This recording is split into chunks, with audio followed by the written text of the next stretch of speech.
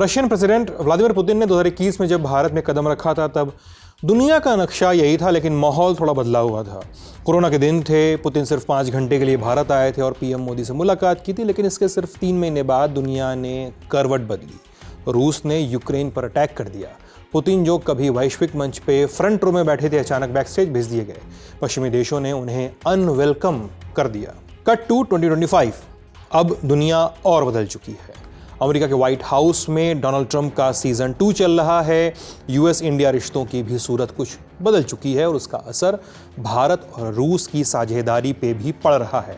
और इन सब के बीच आज पुतिन फिर से भारत पहुंचे हैं।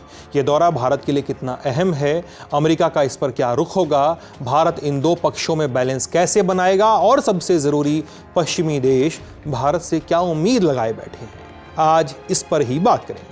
नमस्ते, हम हैं सिद्धांत और आप देख रहे हैं लल्लन टॉप का अंतर्राष्ट्रीय प्रसंगों से जुड़ा रोजाना का कार्यक्रम दुनियादारी। Brought to you by Sensodyne K. Sensodent, toothpaste for sensitive teeth.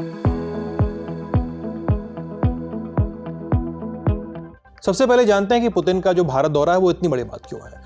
रूस यूक्रेन युद्ध शुरू होने के बाद पुतिन का विदेश जाना काफ़ी कम हो गया। इसकी 2 वजह हैं। पहला कि पाबंदियां हैं कि जो यूएन ने लगाई हैं, अमेरिका ने लगाई हैं और कई देशों ने माहौल देखकर अपने भी दरवाजे बंद कर लिए हैं। दूसरी वजह है इंटरनेशनल क्रिमिनल कोर्ट का अरेस्ट वारंट। 17 मार्च 2023 इंटरनेशनल क्रिमिनल कोर्ट यानी आईसीसी ने रूसी प्रेसिडेंट व्लादिमीर पुतिन के खिलाफ वॉर क्राइम के आरोप में अरेस्ट वारंट जारी कर दिया था। तब से पुतिन के विदेश दौरे सीमित हो गए हैं। अब वो उसी देश जाते हैं जिस पर पूरी तरह से भरोसा हो, या उस देश जाने के लिए, किसी और देश जाने के लिए वो ऐसे रूट से जाते हैं कि वो अरेस्ट वारंट वाले को फॉलो करने वाले देश से होकर न गुजरे। मार्च 2023 से अब तक पुतिन ने कुल 13 देशों की यात्रा की है और इनमें से 6 देश ऐसे हैं जो पहले सोवियत संघ का हिस्सा रहे हैं और अब रशिया से उनके गहरे संबंध हैं। इनके अलावा पुतिन चाइना, यूएई, सऊदी अरब, नॉर्थ कोरिया, वियतनाम और मंगोलिया भी गए हैं। इस साल 15 अगस्त को ट्रंप से मीटिंग के लिए वे अमेरिका के अलास्का भी पहुंचे थे। ये ज्यादातर वे देश थे जो आईसीसी के सिग्नेटरी नहीं है, यानी आईसीसी के आदेशों को नहीं मानते हैं। इनको हटा दे तो वारंट जारी होने के बाद से पुतिन कई सम्मेलनों और मीटिंग से दूर ही नजर आए हैं। वे 2023 में साउथ अफ्रीका में हुए ब्रिक्स समिट में नहीं गए, उन्होंने सिर्फ वर्चुअली हिस्सा लिया। इस साल ब्राजील में हुए ब्रिक्स समिट को भी उन्होंने स्किप कर दिया। 2023 में दिल्ली में हुए G20 समिट में भी वो नहीं आए थे। इस तरह साल 2024 में पेरू और 25 में साउथ कोरिया में हुए एपेक्स समिट में भी वो नहीं पहुंचे थे। लेकिन भारत और रशिया का रिश्ता अलग किस्म का है, बहुत पुराना है, सोवियत यूनियन के दिनों से चला आ रहा है। पुतिन को सत्ता में आए भी अब 25 साल होने को हैं। इस लंबे समय में भारत और रशिया के बीच एक अलग तरह की केमिस्ट्री पनपी है। पुतिन के ही दौर में भारत रूस समिट की शुरुआत हुई थी। उस समय भारत के प्रधानमंत्री अटल बिहारी वाजपेयी थे। धीरे धीरे ये समिट एक एनुअल इवेंट बन गया जिसकी मेजबानी एक साल भारत तो दूसरे साल रूस करता है।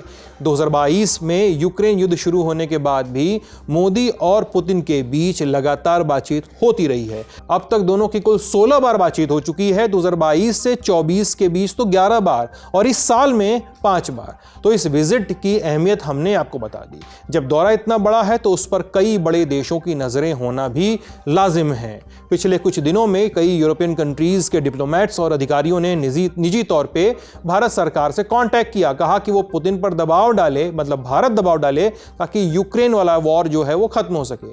मीडिया रिपोर्ट्स के मुताबिक इनमें ईस्ट यूरोप के वो देश शामिल हैं जो इस युद्ध को अपनी सुरक्षा और अपने अस्तित्व के लिए सीधा खतरा मानते हैं। यूरोपियन कंट्रीज का दिल्ली के लिए मेन मैसेज यही था कि पुतिन आपके दोस्त हैं, वे आपकी बात सुनते हैं। प्रधानमंत्री नरेंद्र मोदी ने कहा भी था कि समाधान जंग के मैदान पर नहीं निकाला जा सकता, तो कृपया उनसे कहिए कि ये युद्ध रोक दे। पोलैंड के सेक्रेटरी ऑफ स्टेट ने द इंडियन एक्सप्रेस को दिए इंटरव्यू में कहा कि मैं सच में उम्मीद करता हूं कि प्रधानमंत्री मोदी पुतिन से कहें कि सुनिए राष्ट्रपति महोदय, शायद आपको यूक्रेन के साथ शांति समझौते पे साइन कर देना चाहिए। ये युद्ध न हमारे फायदे में है, न आपके, न किसी और के। पुतिन प्रधानमंत्री मोदी की बातों पे ध्यान देते हैं। हालांकि ये मैसेज 2022 में जंग शुरू होने के तुरंत बाद यूरोप की तरफ से आए दबाव से काफी अलग है। तब यूरोपीय देशों ने भारत से रूस की कार्रवाई की निंदा करने को कहा था कि बुराई करिए। अब कई यूरोपियन नेता और विदेश मंत्री दिल्ली आए थे और चाहते थे कि भारत किसी एक पक्ष को खुले तौर पर चुन ले। पिछले साल जुलाई में जब पीएम मोदी रूस गए थे तब भी पश्चिम से कई रिएक्शंस आए थे। यूरोपियन कंट्रीज कहने लगी थीं कि भारत को यूक्रेन युद्ध पर अपना स्टैंड साफ करना चाहिए, लेकिन तब के मुकाबले अब यूरोप पर ही प्रेशर बढ़ चुका है। भारत दौरे से 2 दिन पहले ही पुतिन ने सीधे सीधे कहा है कि अगर जरूरत पड़ी तो रूस यूरोप से जंग के लिए भी तैयार है। ऐसे में अब पुतिन मोदी समिट के यूरोप के लिए मानी क्या बनते हैं, ये समझते हैं। इस रूस और यूक्रेन मसले में तटस्थ नहीं है, निष्पक्ष नहीं है, वह पक्ष में है, लेकिन वह शांति के पक्ष में है। और उन्होंने राष्ट्रपति पुतिन के सामने एससीओ की मीटिंग में और दूसरे मंचों से उन्होंने कहा है कि यह युद्ध का दौर नहीं है, यह बुद्ध का दौर है। और आपने देखा कि प्रधानमंत्री मोदी यूक्रेन गए, रूस गए, तो ऐसा नहीं है कि भारत ने कोशिश नहीं की है। लेकिन जैसा कि ये लड़ाई जब शुरू हुई थी, उसी हफ्ते यूरोप में बैठ के हमारे विदेश मंत्री ने एक बहुत महत्वपूर्ण बात को रेखांकित किया था कि आज जो ये संकट आया है, यह यूरोप की गलती है, ये नेटो की गलती है। आप बार बार जो है पूरब की तरफ, पूर्वी यूरोप की तरफ आप बढ़ते जा रहे हैं, तो आपने ये संकट खड़ा किया है। तो ये जो आज हम लड़ाई देख रहे हैं, युद्ध देख रहे हैं, तबाही देख रहे हैं, इसकी जो जवाबदेही है वो अमेरिका और यूरोप पर है। जहां तक रही बात पुतिन की, तो पुतिन पर दबाव डाल के या मना के तो उनको नहीं, मतलब अपने मन का कराया जा सकता है। देश की सुरक्षा के लिए उन्होंने जो भी कदम उठाया है, सही गलत, वो एक अलग बहस की चीज है। तो मुझे लगता है कि यूरोप को प्राइम मिनिस्टर मोदी या किसी और को कहने की के बजाय जो प्रेसिडेंट ट्रम्प का अभी पीस प्रोसेस चल रहा है, जो बातचीत चल रही है, कभी परसों ही, कल ही रात में हुई, तो उन चीजों को पॉजिटिवली परस्यू करना चाहिए। जहां तक भारत और यूरोप के संबंधों का मसला है, मुझे नहीं लगता कि भारत और यूरोप के संबंधों पे असर किसी एक मुद्दे से पड़ सकता है, वो भले ही यूक्रेन युद्ध क्यों ना हो, क्योंकि यूरोपियन यूनियन के साथ हमारे अच्छा कारोबार है। अभी आपने देखा कि फ्री ट्रेड एग्रीमेंट ब्रिटेन के साथ हुआ, यूरोपियन यूनियन के साथ बात हो रही है। दूसरे जो यूरोप के कुछ देश हैं जो यूरोपियन यूनियन के मेंबर नहीं है, उनके साथ हमने व्यापार समझौते किए हैं। तो मैं समझता हूं कि यूरोप और भारत के संबंध, या अमेरिका और भारत के संबंध, या रूस और भारत के संबंध किसी एक मुद्दे से प्रभावित नहीं हो सकते। पुतिन के भारत दौरे पर सिर्फ यूरोप नहीं बल्कि अमेरिका की भी नजर रहेगी। पिछले साल जुलाई में पीएम मोदी के रूस दौरे के बाद अमेरिका के स्टेट डिपार्टमेंट ने कहा था कि भारत को रूस के साथ अपने रिश्तों की दिशा स्पष्ट करनी चाहिए। इस पर भारत का जवाब भी आया था। विदेश मंत्रालय ने कहा कि दुनिया अब मल्टीपोलर है, यानी एक ही सुपर पावर का जमाना नहीं रहा। हर देश के पास अपनी पसंद बनाने, रिश्ते तय करने का पूरा अधिकार है। भारत अमेरिका के बीच इस मुद्दे पर जो अनबन हुई उसकी भनक रूस तक भी पहुंच गई होगी। लगता है रूस ने इसे अब तक याद रखा है। तभी पुतिन के प्रवक्ता दिमित्री पेस्कोव ने कहा कि जैसे हमारे रिश्ते चीन से मजबूत हैं, वैसे ही भारत से भी हैं। अब यह भारत पर है कि वो इन रिश्तों को कितना आगे ले जाना चाहता है। भारत जितना साथ देगा, रूस उतना ही आगे बढ़ने को तैयार है।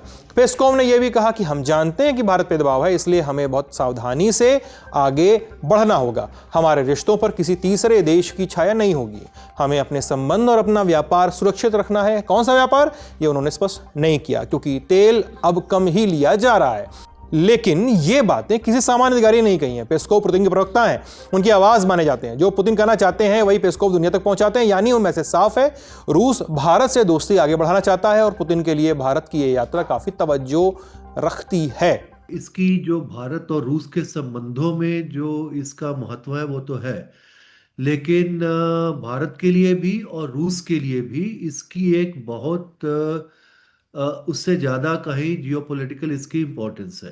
पुतिन, जिसको कि यूरोप के देश उसको वॉर क्रिमिनल मानते हैं, उसको उसकी स्ट्रेटेजिक डिफीट चाहते हैं, उसके ऊपर इतने सैंक्शंस लगे हुए हैं, उसको अलग थलग करना चाहते हैं, और वो भारत में आ रहे हैं। उनको एक पूरा रेड कारपेट वेलकम उनका हो रहा है। प्राइम मिनिस्टर मोदी उनको जाके वहाँ पे रिसीव करते हैं एयरपोर्ट के ऊपर, और जो भारत की जो बाकी जो हमारे द्विपक्षीय संबंध है उसमें, चाहे वो ऊर्जा की बात है, चाहे वो हमारे जो डिफेंस के हमारे जो सारे रिलेशन है, वो सब बातचीत तो रहेगी।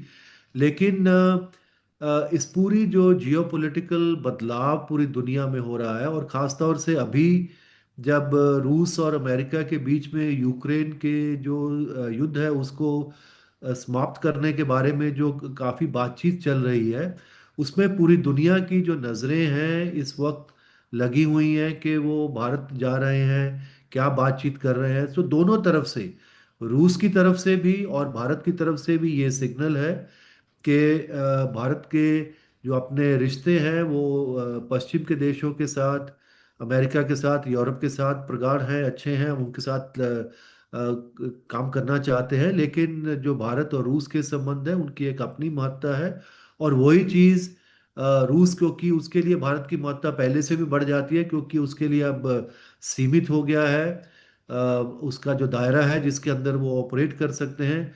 तो पहले रूस को वो जोड़ना चाहते थे बिल्कुल यूरोपियन और दूसरी अर्थव्यवस्था के साथ, लेकिन अब उनका रुख दूसरी तरफ बढ़ गया है कि जो ग्लोबल साउथ के जो देश हैं, जिसको रूस ग्लोबल मेजॉरिटी बोलता है, उनको लगता है कि ये देशों की महत्ता आने वाले सालों में बढ़ेगी, और उनके साथ वो अपना तालमेल जोड़ना चाहते हैं। और भारत उसके अंदर एक बहुत उसका अभिन्न अंग है। इनके खिलाफ वारंट निकला हुआ है, लेकिन वो तो अमेरिका भी घूम के आए हैं। और एक बातचीत चल रही थी कि बुडापेस्ट में भी बातचीत होने वाली थी यूक्रेन के युद्ध को समाप्त करने के लिए।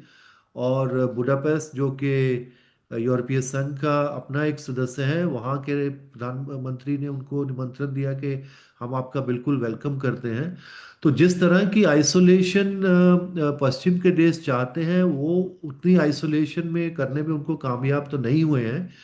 और उनकी अर्थव्यवस्था भी उतनी तरीके से बुरी तरह के उतनी प्रभावित नहीं हुई जितनी उनको उम्मीद थी सैंक्शंस के अलावा।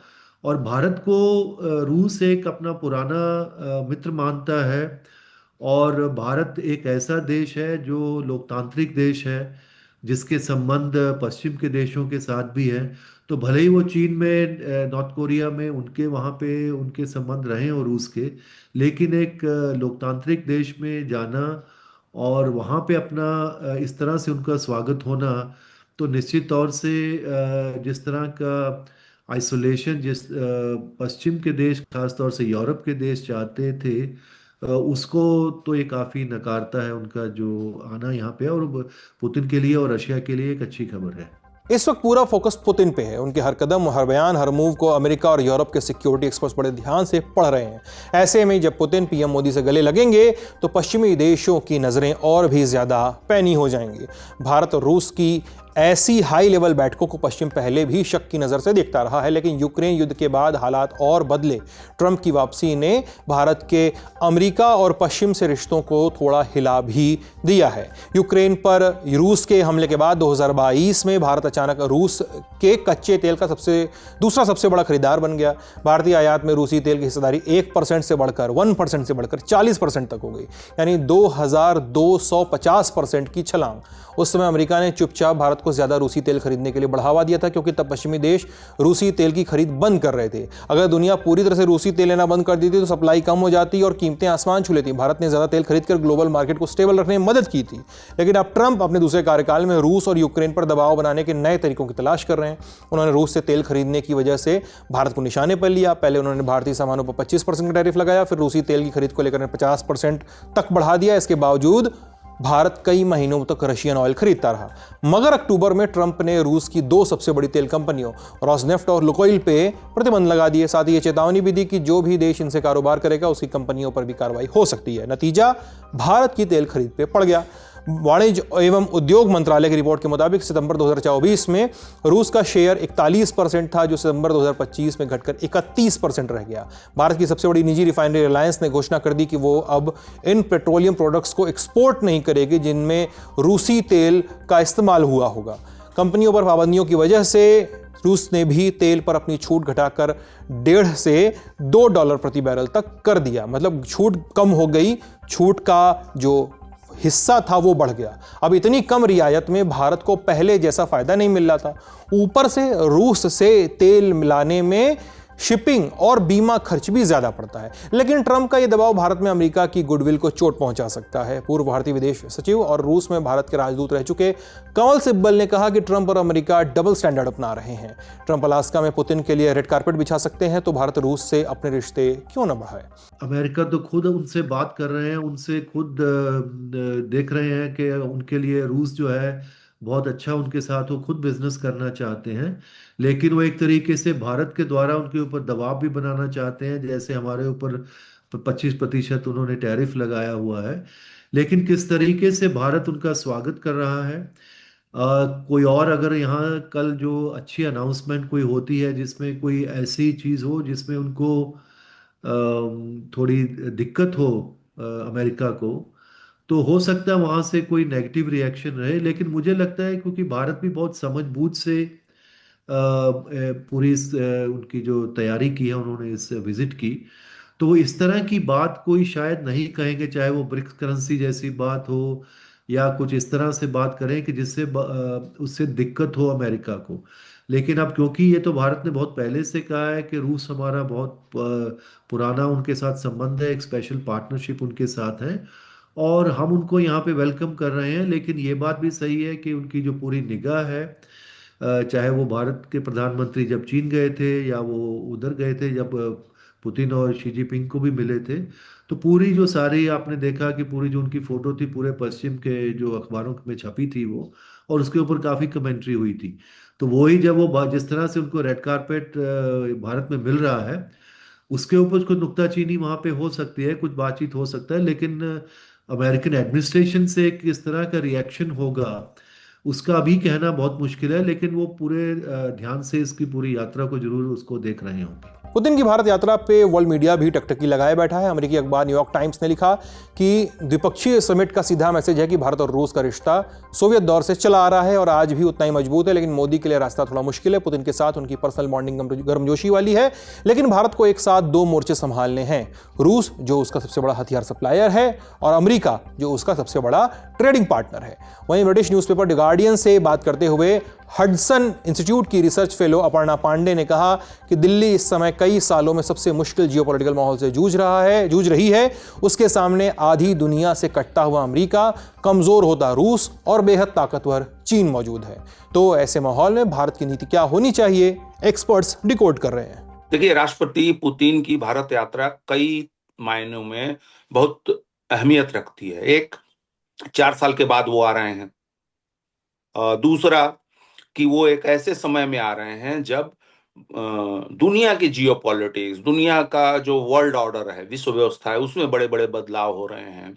कई तरीके के हम देख रहे हैं कि एक तरफ देख रहे हैं कि सहयोग और सहकार बढ़ रहा है, तो दूसरी तरफ तरफ हम देख रहे हैं कि तनाव और लड़ाई झगड़े भी बढ़ रहे हैं।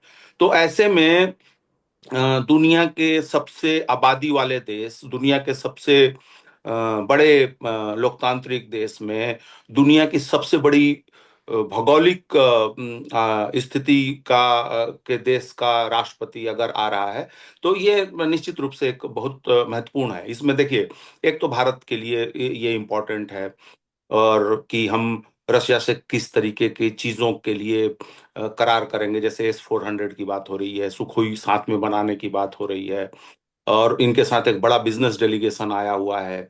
तो ये हम लोग कई तरीके की चीजों में जो है कोलैबोरेशन कर सकते हैं। जैसे कि रुपए और मीर के का जो लेन देन का सिस्टम है, उसको साथ जोड़ने की जरूरत है।